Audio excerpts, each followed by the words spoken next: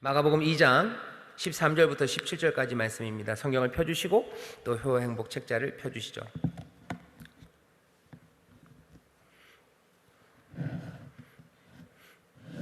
방송실 제가 한 얘기 그냥 내도 될 것 같아요. 제가 잘한 것 같습니다.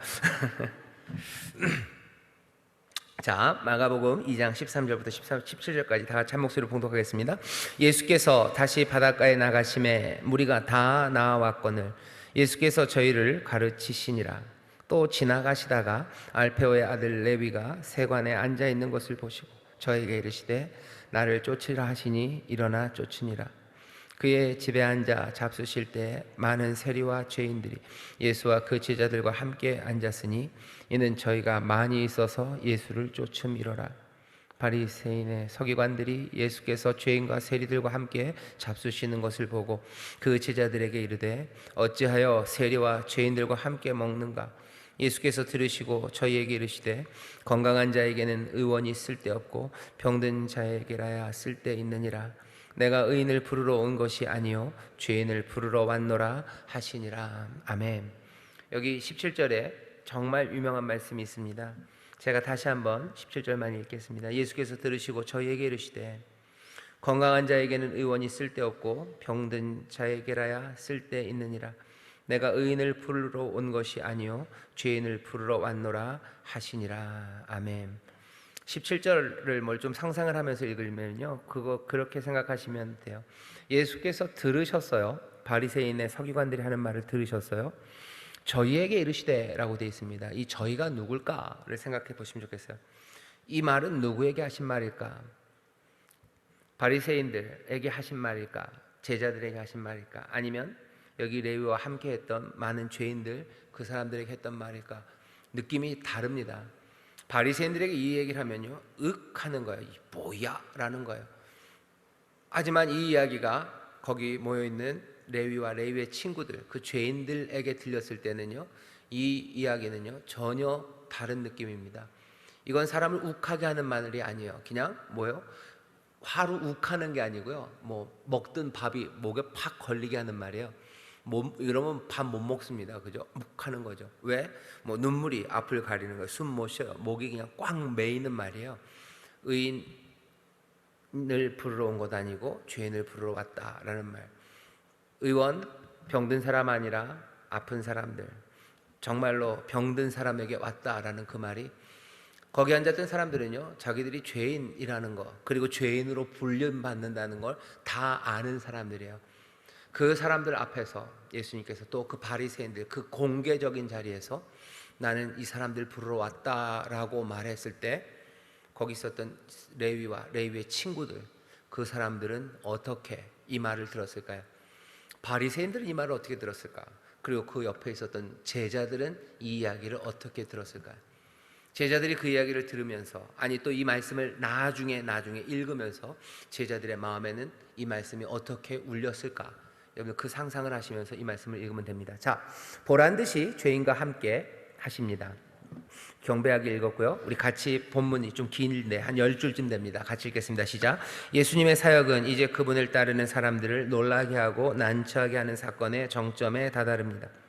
예수님께서 갈릴리 해변에서 시몬, 안드레와 요한, 야고보를 제자 삼으셨던 것을 기억하실 것입니다. 그때와는 상황이 많이 변해 있습니다. 마가복음 1장에서는 사람들이 예수님을 따르지 않았기에 홀로 계신 예수님께서 고기를 잡고 있던 시몬과 다른 제자들을 부르셨었습니다.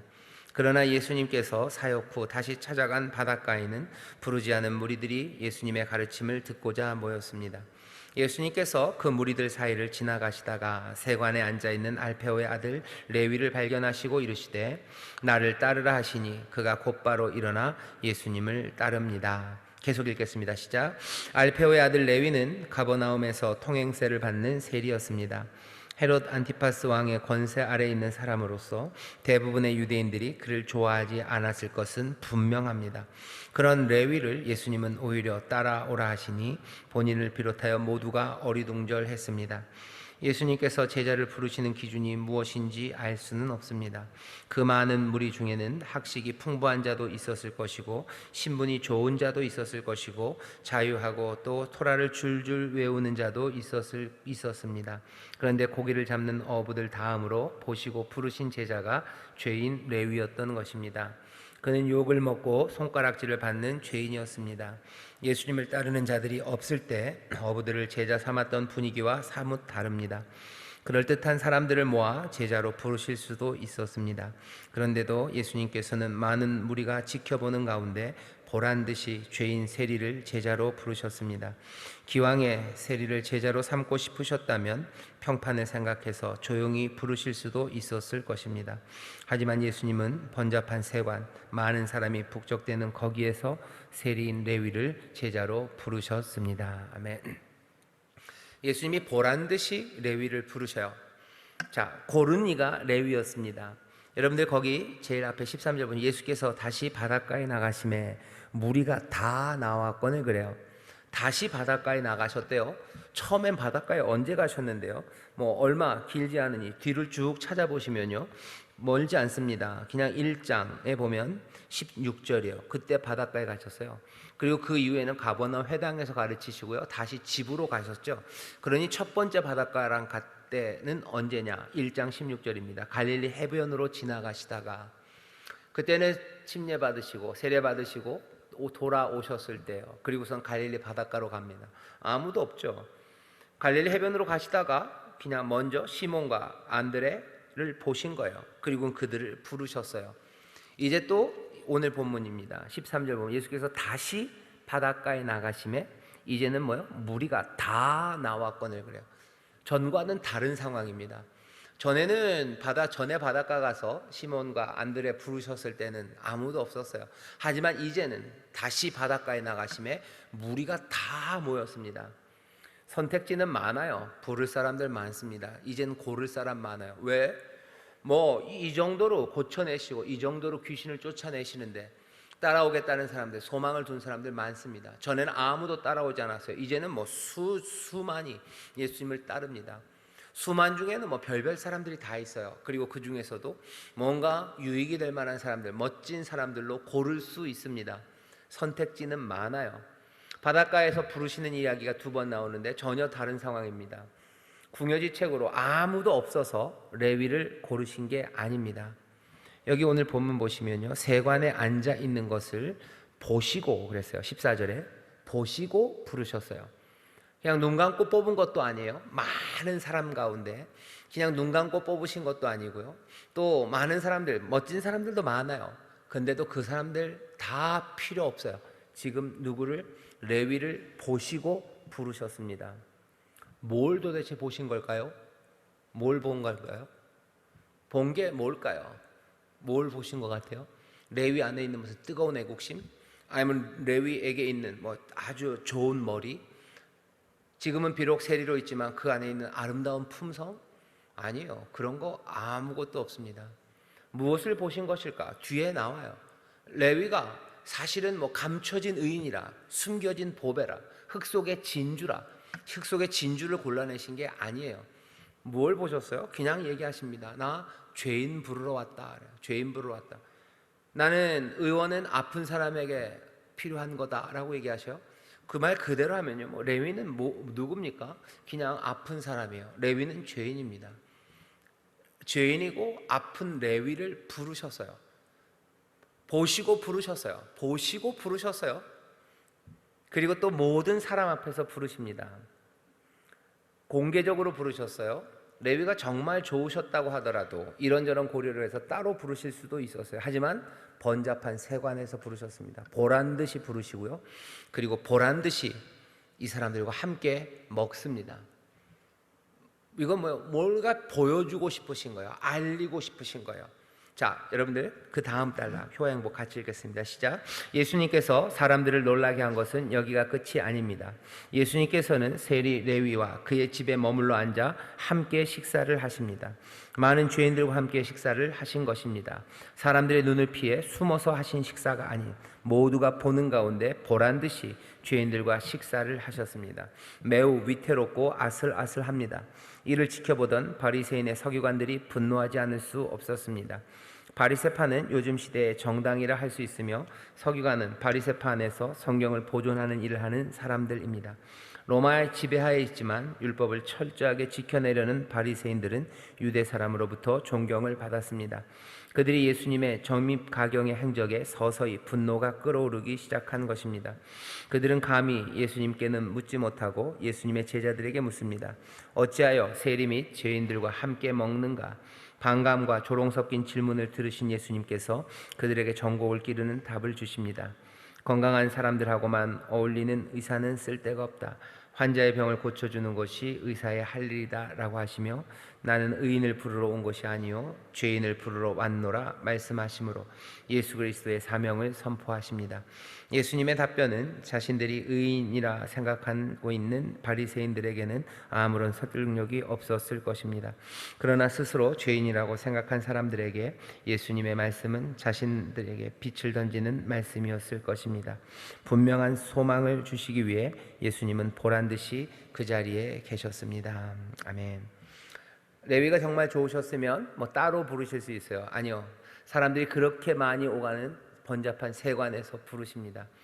이건 그냥 단지 레위를 부르려는 목적만은 아닙니다. 부르려면 꼭 그렇게 불러야 될 필요가 없어요. 훨씬 더 좋은 방법들, 스무스한 방법들이 많아요.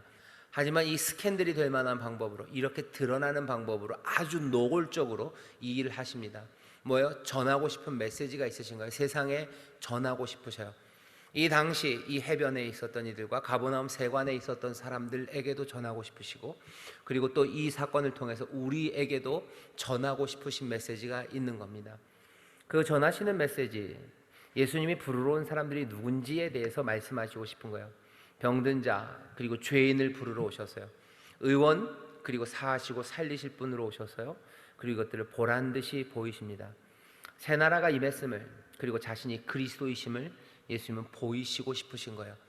내가 구원한다는 거죠. 내가 구원한다, 용서하고 그리고 또 살리기 위해서 내가 왔다고, 그 모든 것들을 세상에 분명히 보이십니다. 죄인을 부르러 왔어요. 죄의 결과는 사망입니다. 죽어가는 세상, 사망에 묶인 세상에 생명을 가져다 주러, 병들고 그리고 찌그러진 삶에 치료와 회복을 가져다 주러 내가 왔음을 온 세상에 보이시려는 목적이, 그 나라가 임했음을, 예수 그리스도가 여기 서 계심을, 구원자가 여기 있음을 보이시려고 예수님은 보란 듯이 죄인 세리 레위를 부르십니다. 죄인을 부르러 오셨고요, 그리고 병든 자들을 치료하러 오셨음을, 자기의 사명이 무엇인지를 분명히 얘기하시는 거예요. 유대의 영웅으로 온 것도 아니고, 그리고 훌륭한 사람들 칭찬하러 온 것 아니고, 잘했던 사람들 복주러 그런 거 아니다.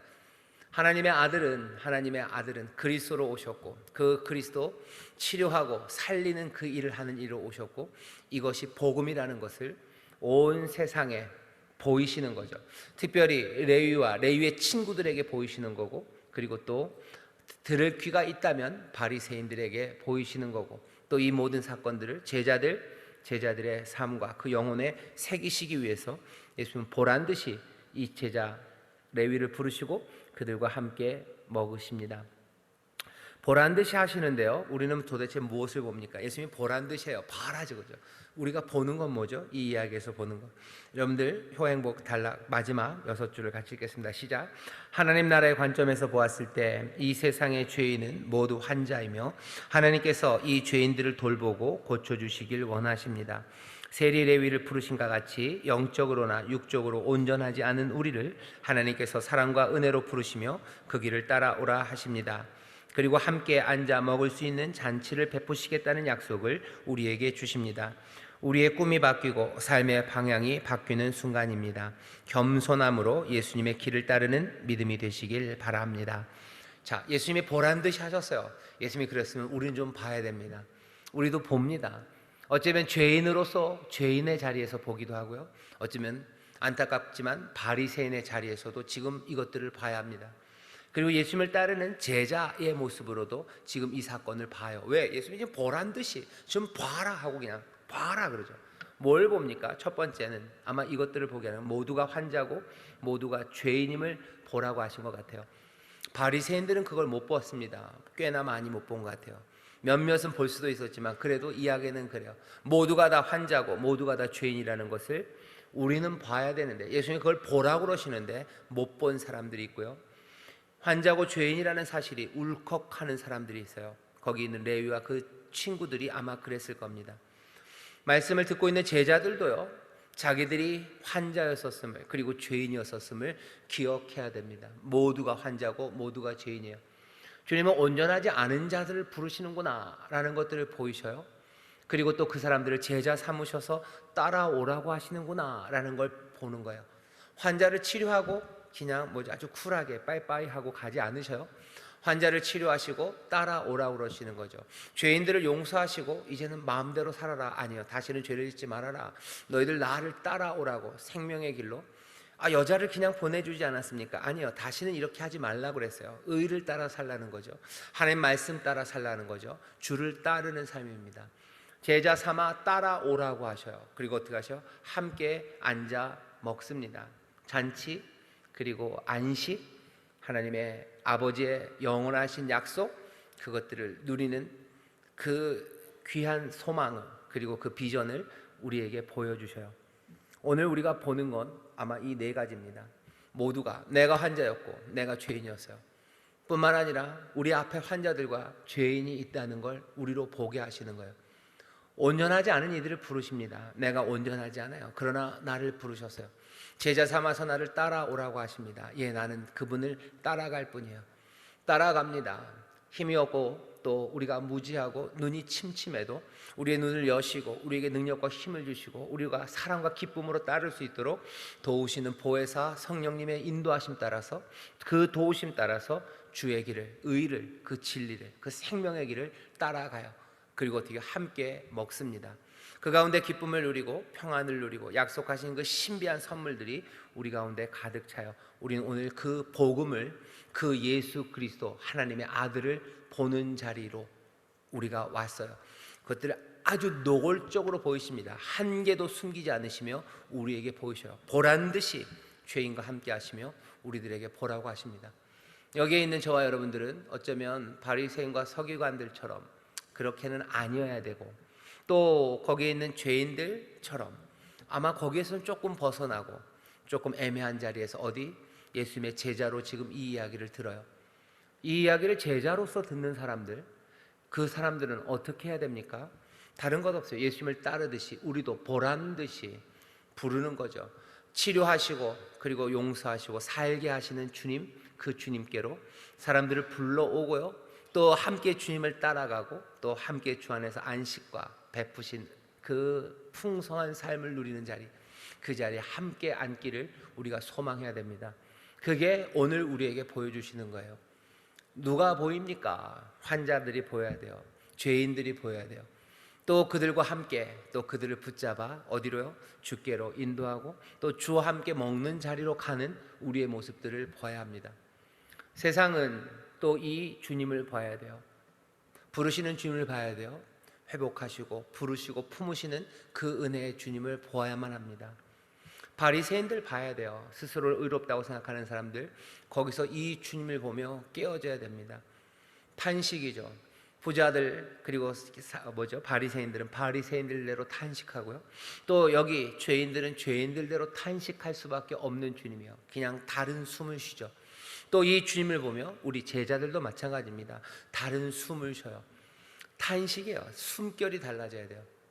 요즘 탄식, 부르짖음을 설교하면서 저도 좀 생각하는데, 우리 가운데 숨결이 너무 뭐라 해야 되죠? 평안한 사람들이 있어요. 숨이 바뀌질 않아요. 하지만 하나님의 은혜 그리고 하나님의 역사 앞에 서면요, 숨이 달라집니다. 숨 쉬는 게 달라져요. 기도할 때 숨결이 달라요. 콕콕콕콕 하고 숨이 막히기도 하고요, 또 하나님 앞에 감격해서 숨이 달라져요. 예배가 끝나고 나갈 때 그 숨결이 달라요. 숨 쉬는 게 달라져요. 심호흡하게 되고 또 다른 숨을 내쉬기 시작하고 또 하나님 앞에 나서 눈물로 또 가슴을 치며 갑갑한 가운데 부르짖기도 하고 감격에 숨이 멎기도 하고 또 내 삶을 깨닫게 하시며 가슴을 쾅 치시는 내 잘못과 내 부족함, 그것들을 깨닫게 하시는 거예요. 숨 멎는 일들, 그 일들이 있는 겁니다. 보란 듯이 우리에게 보이셔요. 우리가 무엇을 봐야 되는지, 그리고 그 보는 것 안에서 우리의 숨결이 어떻게 바뀌는지. 어쩌면 쏟던 쉼들이 조용히 숨 죽여지는 시간들이 있어요. 하는 거죠. 내가 주를 따른다고 하는데 나에게는 환자도 보이지 않고 죄인도 보이지 않고, 함께 걸으며 함께 먹어야 되는 그 자리로 가야 되는데 그 소망이 나에게 없었음을, 내가 제자인가, 난 뭘 보았는가 하고 조용히 숨쉬는 숨결들이 있어요. 그 숨결은 뭐예요? 탄식으로 바뀌는 겁니다. 멈추는 시간들, 다시 숨쉬고 다시 숨내쉬고 다시 성령의 도우심을 구하며 기도하기 시작해요. 그리고서는 하나씩 다른 삶을 살아가는 겁니다. 보란 듯이 보게 하셨어요. 우리가 모두 다 오늘 주님을 봅니다. 여기 우리 구역장님들 주님 보셨어요? 무슨 일을 하시는지 보셨어요? 우리를 어떻게 부르셨는지 보셨어요? 어디에 인도하실지를 우리에게 보셨습니다. 그러니 거기에 합당하게 서로 사랑과 선행을 격려하며 걸어가기 시작하는 저와 여러분 되시기를 주의 이름으로 축원합니다. 한 걸음 내딛기 같이 읽어볼까요? 시작. 주님은 죄인을 제자로 부르시고 죄인을 교제의 식탁으로 부르십니다. 제자로 부르시는 주님을 잘 따르고 있습니까? 식탁으로 부르신 주님과 함께 즐겁게 교제하며 기쁨과 평안을 누리고 계십니까? 주께 순종하며 잘 걷는지, 주가 우리에게 마련하신 은혜, 그 평강, 기쁨을 잘 누리고 있는지 우리가 살피시고요. 그 앞에서 다시 숨쉬기 시작하시고 기도하시고 또 도우심 따라 걷기 시작해야 됩니다. 마지막 질문 같이 볼까요? 같이 읽겠습니다. 시작. 우리는 누구를 부릅니까? 누구와 함께 식사합니까? 우리는 누구를 부르는지, 누구와 함께 하는지. 신방 얘기하시면 돼요. 죄인들 그리고 환자들이요. 아픈 사람들 그리고 죄인들, 그 사람들 갑니다. 우리 성도들 중에 구역 식구들 아픈 사람들이 있어요. 영혼이, 마음이 아니면 삶이 깨진 사람들, 그 사람들과 함께 식사하는 거예요. 또 죄인들입니다. 아직 주님을 모르고 그렇게 세관에 앉아 있는 사람들이 있어요. 우리는 누굴 부릅니까요? 믿음의 사람들 격려하셔요. 그리고 믿지 않는 이들에게 복음을 전하고 그 복음의 증인이 됩니다. 그게 우리가 예수님의 제자들로서 살아가는 길입니다. 그 바닷가에 정말 많은 사람들이 모였지만 예수님께서 레위를 부르셔요. 결국은 누구를 부르러 가십니다. 우리 주변에도 수많은 사람들이 있어요. 우리도 누구에게 믿음의 사람들 격려하러 가시고, 또 죄인들, 잃어버린 사람들, 그 사람들 찾는 그 일에 우리가 헌신하고 또 순종하며 나가게 되시기를 주의 이름으로 축원합니다. 기도합시다. 하나님 감사합니다. 우리 사랑하는 구역장들, 어려운 시절, 하지만 이 어려운 시절에 오히려 은혜는 넘치고 또 힘든 시절 하나님의 도우시는 능력은 우리 가운데 더 충만하게 부어지는 줄 믿사오니 다른 어느 때보다도 주 앞에 더 가까이가 주의 영광의 빛을 보는 우리 구역장들이 되게 하여 주옵소서. 아버지, 그 가운데서 더 감사가 넘치게 하실 것을 믿습니다. 그 가운데 하나님의 영광을 더욱더 분명하게 보게 하실 줄 믿습니다. 이전보다 더 아름답게 걸으며 아버지 하나님 더 소망에 차서 주를 향하여 달려가게 하실 줄 믿사오니 성령님 우리와 함께 하시고 우리를 도와주시옵소서. 감사드리며 예수님 이름으로 기도하옵나이다. 아멘.